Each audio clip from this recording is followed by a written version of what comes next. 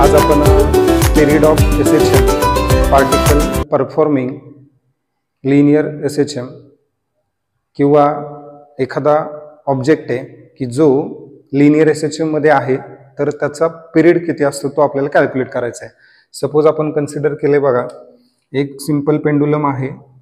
आपल्याला माहिती आहे motion of simple pendulum is a linear simple harmonic motion.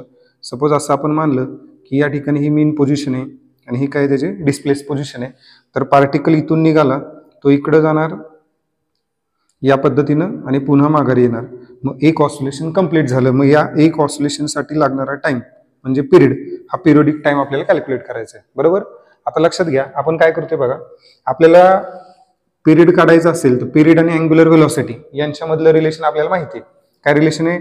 T is equal to 2 pi upon omega, but we know that K is the restoring force constant, बरोबर। आणि या restoring force constant आणि angular velocity यांच्यामधलं relation काय आहे? K is equal to m into omega square. Here omega is the angular frequency and m with the mass of particle and k with the restoring force constant. आता हा जो m आहे तो omega square ला काय multiply, इकडे आल्यानंतर डाव्या बाजूला काय होणार आहे? k ला डिवाइड।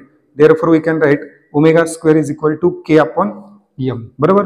आता या ठिकाणचा स्क्वेअर आहे तो आपल्याला घालवायचा आहे, कारण का इथं काय आहे? ओमेगा आहे आणि आपल्याला मिळाले काय? Omega square. म्हणजे ओमेगा मिळवायचा असेल तर काय करावं लागेल? या ठिकाणी स्क्वेअर घालवायला पाहिजे। म्हणजे आपण काय करणार? इकडे वर्गमूळ घेणार, इकडे पण वर्गमूळ घेणार, taking square root on both side.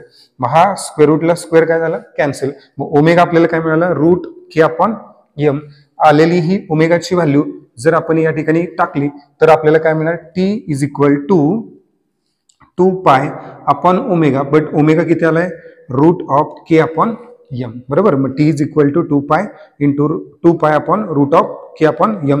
आता हा जो m आहे तो छेदातल्या छेदात आहे, तो कुठे जाणार?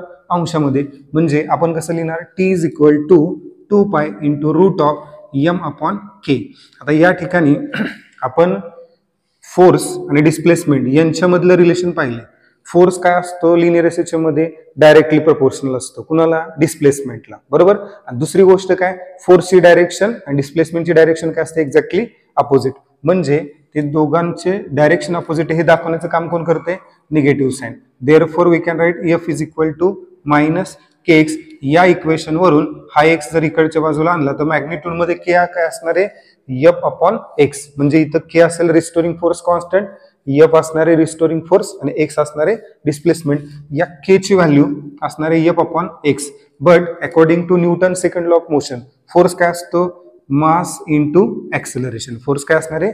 मास इंटू ऍक्सेलरेशन। मग या F च्या जागेवरती आपण काय लिहिले या ठिकाणी? m इंटू a आणि छेदामध्ये काय? डिस्प्लेसमेंट। म्हणजे आपल्याला k ची व्हॅल्यू काय मिळाली? k is equal to ma upon x।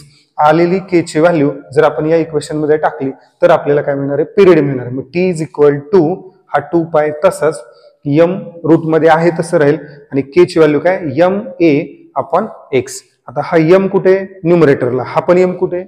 डिनोमिनेटरला, बरोबर। मग न्यूमरेटर आणि डिनोमिनेटरचं m काय होणार? कॅन्सल। आता हा या ठिकाणी काहीच राहिलं नाही म्हणजे काय? 1 आहे। मग 1 चं वर्गमूळ काय? 1च। मग 1 गुणुले 2 पाय किती ना? 2 पाय।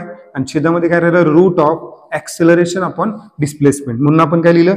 T is equal to 2 pi upon root of a upon x। फक्त हे a म्हणजे काय? ऍक्सेलरेशन आणि x म्हणजे काय?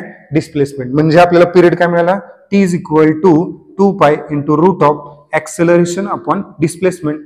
Therefore, this equation gives the period of particle which performing linear simple harmonic motion, and it is given by 2 pi upon root of acceleration per unit displacement. या point वरती बाळांनो theory question असतो 2 मार्कला आणि problem सुद्धा नक्की विचारला जातो। आपल्या चॅनलला सर्व फिजिक्सच्या नोट्स, फिजिक्सचे पॉइंट हे संपूर्णपणे मराठीमध्ये एक्सप्लेन करण्याचा आपण प्रयत्न करत असतो। आपले व्हिडिओ आपल्याला आवडत असतील तर नक्की लाईक करा, शेअर करा, सबस्क्राईब करा।